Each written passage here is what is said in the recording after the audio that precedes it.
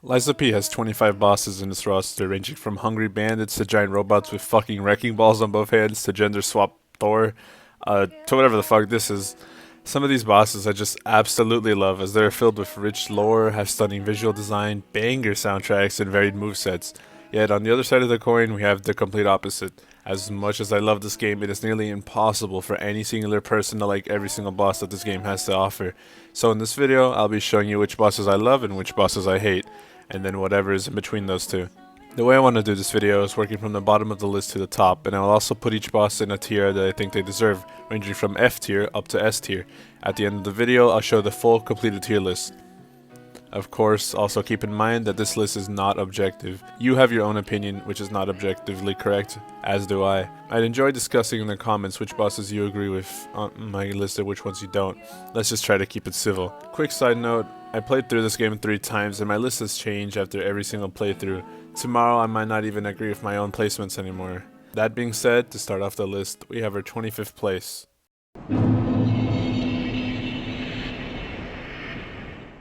I don't really think this placement really comes as a surprise to anyone. This boss sort of just blatantly sucks. I honestly used to be an avid defender of the Brotherhood until I faced them on New Game Plus 2, and I saw them for what they really were, a terribly made boss. I quite like these forest characters. The idea of them forming a gang at the end of the world was definitely sort of cliche, but I didn't hate it by any means. In this second fight, you fight them at the end of the Relic of Trismegistus, waiting for you in order to take revenge on their brother's death, whose body is now stuffed inside the same coffin that they originally planned on putting you inside.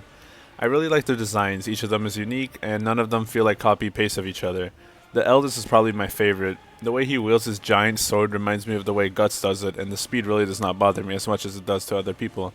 His mask is sick as fuck, and his character design in general is pretty cool. The Battle Maniac has my second favorite design of the 4, with yet again another cool mask and outfit and a unique thrusting fighting style. The Eccentric is pretty stupid looking, but in a good way, if that makes any sense at all. He's pretty easy to backstab, but he has a cool moveset with his huge leaps and his flurries of pokes with his spear. The youngest is honestly my least favorite, as his moveset feels like it was designed to just annoy you rather than do actual damage. I guess we should just be grateful that he doesn't do more damage than he does. That being said, why is this boss fight so bad? Neowiz decided to take the brothers, dump them in what has to be one of the smallest arenas in the game, give them annoying range moves to interrupt your flow of combat, give them buffs that apply annoying status effects. God, I got annoyed just talking about this boss. I feel as though this boss was made to just piss people off. It's really unfun and tedious, and I almost walked away from my TV when the oldest jackass decided to pull a fucking Michael Jackson and come back from the dead. This boss literally just felt like a middle finger, and I have no problem putting it at the very bottom of my list. This is definitely going in F tier.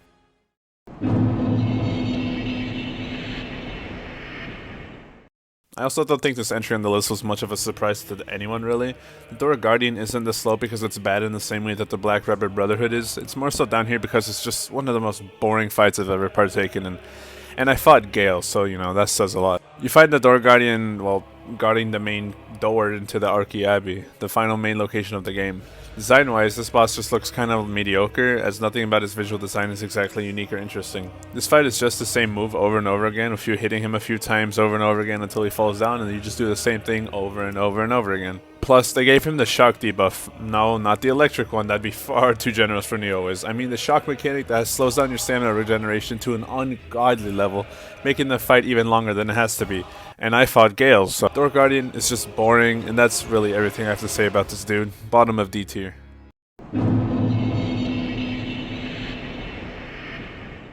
I do not know who the fuck they look cook when voice acting this dude. You find the Robert Weasel in Krat Central Station, blocking your path into the main station. Not to mention, just look at this dude's design. Fucking look at it. This dude has an annoying voice, an annoying moveset, and he literally just does not need to exist, considering you can literally just run right past him. And talk about corny voice lines, like holy sh*. This boss honestly probably just should not exist, as it really just does not need to at all. D tier.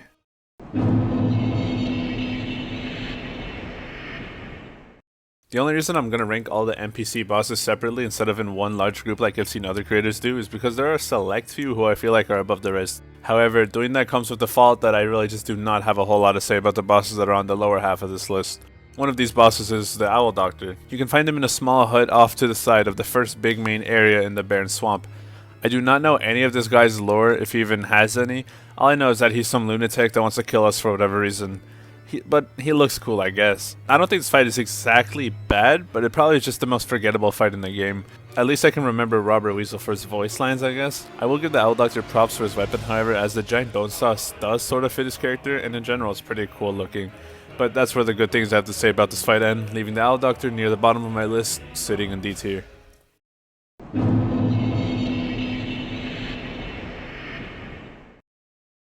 To not waste your time, let me try to get through the spot fairly quickly.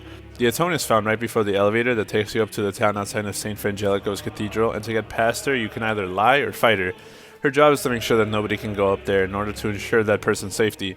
Her character is rather simple yet wholesome, and her mess being a dog reflects that kindness. She just doesn't want you to die a horrible death, which is why she fights you to keep you from going up. She's like Gehrman Light, and I appreciate her efforts despite how brain dead easy she is. This is also one of the first times we see Decay in the early game, and her moveset gives us a fairly decent introduction to how Decay works. She's a small step up from the last two sucker fights, however that still does not warrant her moving out of D tier, where she sits.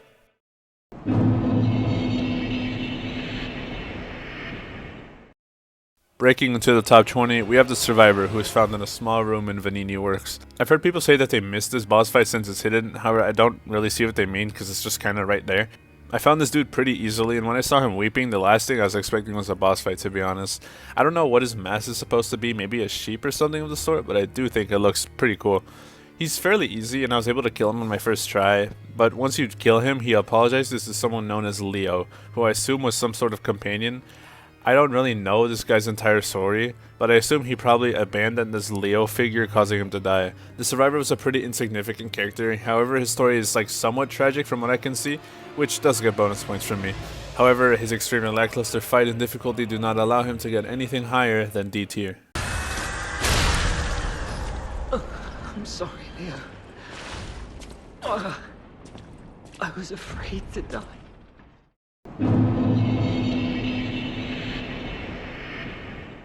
Again, I don't have a lot to say about this mini-boss, he's just kind of annoying and forgettable. You find him in one of my personal favorite areas in the game, Rosa Isabel Street, at the top of the main street. You could fight him while being constantly harassed by the other enemies, or you could do what I did, which was just to run past him thinking I just wasn't going to fight him, only to find the Stargazer practically right behind the spawn, which allowed for a far easier run back.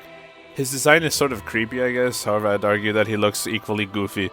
And the fact that he appears later in the game does not really help his fight. Overall, pretty damn mediocre. D tier. Don't worry, only 2 more bosses after this one are in D tier for me. Firstly, let's talk about the Walker of Illusions. This boss is found near the end of the Collapsed Kraut level, which just so happens to be one of the worst levels in gaming history for me. I would take Lost Isolate for Tomb of the Giants over this level any day of the week. Going back to the boss though, she appears to be a human who got like some experiments ran on her or something, causing her to go mad. She has a pretty fast moveset, but I find it fun to dodge and or deflect her. But then she spawns a fucking clone of herself, which just ruined the entire fight for me. As a Dex user, it just felt as though I just could not deal enough damage to her clone fast enough to be able to go back to the fight. I have to spend a heal or two on just the clone alone, which is just beyond annoying to me.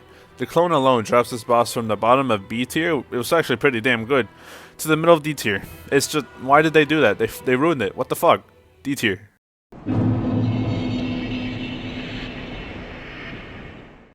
I know I keep saying the same thing about these lower bosses, but the Puppet of the Future just does not have a whole lot to talk about. You find him first in Vanini Works, and if you're wondering, no, I won't include the Puppet of the Future gang fight on this list.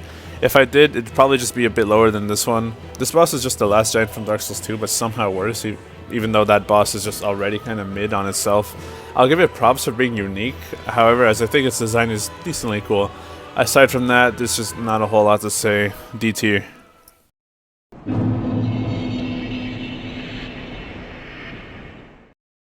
Yep, the possible final boss of the game, Simon Manus, somehow ended up in D tier, which is due to a number of things. You first meet him after your victory against Champion Victor, and he asks your thoughts on the frenzy. You then find him again later at the top of Arki Abbey on the brink of ascension to godhood. Let me just say, design-wise, what the fuck. This boss looks as stupid as could be, and his second phase, although it is decently cooler, still looks pretty damn goofy. In terms of the fight itself, my god do I hate it. The text feels so weird. The timings are sometimes delayed and sometimes lightning fast, I swear to you.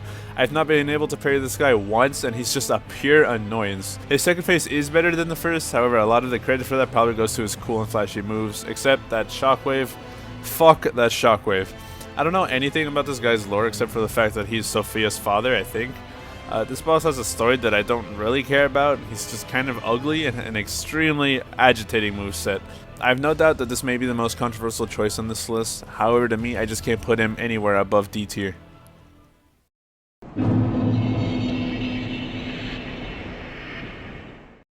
Finally moving out of D tier, our next entry on this list is none other than the first stalker fight in the game, the Mad Donkey. You find him right after Elysian Boulevard, and he serves as a decent introduction to the stalker fights in the game, which I don't love as a whole, but I do appreciate the Mad Donkey specifically. Design-wise, he looks pretty fucking dumb, but in the absolute best way possible. I also like how he alludes to the fact that Geppetto is the main villain of the game, and then you later realize that you killed a possible ally. This boss is also the first time that Pete kills a human being, and you can see how dumbfounded he is at his own actions in the following cutscene, which is pretty cool. He's a decent little boss who plays his part and doesn't overstay his welcome. For that reason, Mad Donkey can go in C tier.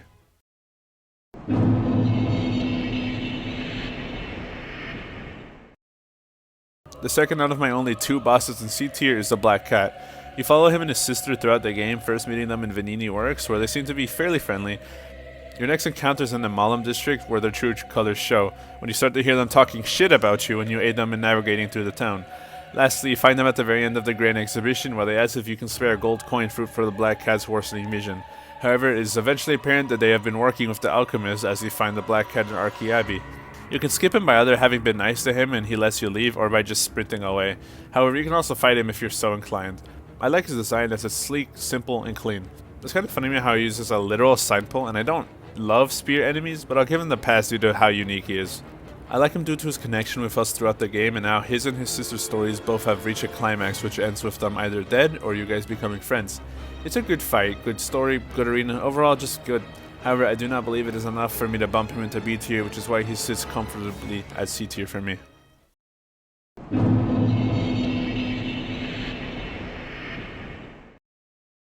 In 13th place, and our first B tier boss, we have what I believe to be the second best stalker fight in the game, which is none other than the Black Cat's sister, the Red Fox. I won't repeat any of the story that I mentioned for the Black Cat, but I will say why I like this boss more than him. You can find the Red Fox near the top of the Archie Abbey, and again you have a choice as to whether or not you want to fight her. If you don't want to fight her, you can just give her a gold coin fruit to get past her.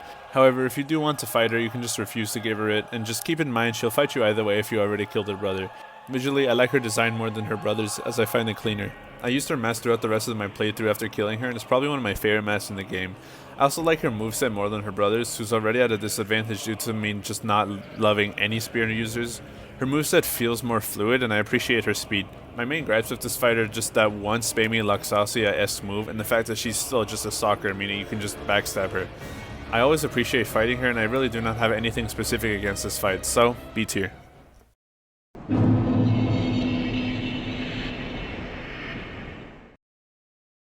The first boss of this game is surprisingly really good, just barely making it into the second half of my list.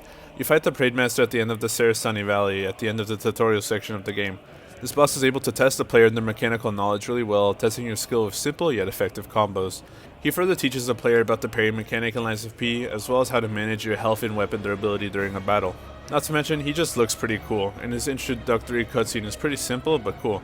I do not know a whole lot of his lore. I assume he was some sort of performer puppet before the frenzy, but don't quote me on that. Despite the fact that the Parade Master is beaten by other Soulsborne tutorial bosses such as Dark Souls 3's Udix Gundy and Bloodborne's Cleric Beast, or Father Gascoigne if you count him as the first boss. However, he still holds his own and is a good introductory boss that does well at serving his purpose, which involves testing the player and seeing what they have learned, but also teaching them new things, which aids in landing him comfortably in B tier. You're also able to fight him again later in the form of a corrupted variant. However, that's gonna have to wait until the next video, because my last placement for today, just missing out on the top 10, is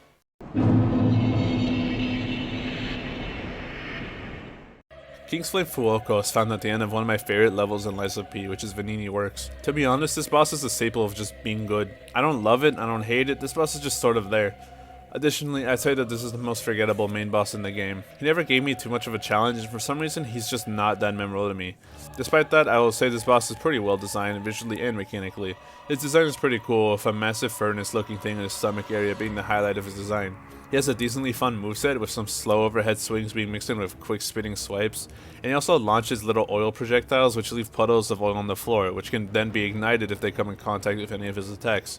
This adds a unique essence to his fight, forcing the player to have to stay vigilant during it, and making sure they're not standing on a puddle during an unfortunate time. This fight is fun, however I will say I feel as though it was sort of disappointing, especially at the end of one of my favorite areas of the game. He's okay, but I really don't love him, which is why he ends up in the middle of B tier. And that has been part 1 of my Lies of P boss ranking, ranging from placement number 25 to placement number 11. On screen I have the tier list so far, excluding those bosses I still have yet to rank. If by the time you're watching this video I've already made the second part, then it should be in the description below, if I remember to put it there. If I haven't already made it, subscribing will make it so that you are notified when it does. Nudge nudge, wink wink. Anyway, if you made it to the end of the video, thank you so much for watching. We recently hit 1,000 subscribers, and that milestone just means everything to me, and I couldn't have done it without your viewership. As always, have a great rest of your day or night, and I'll hopefully see you in part 2.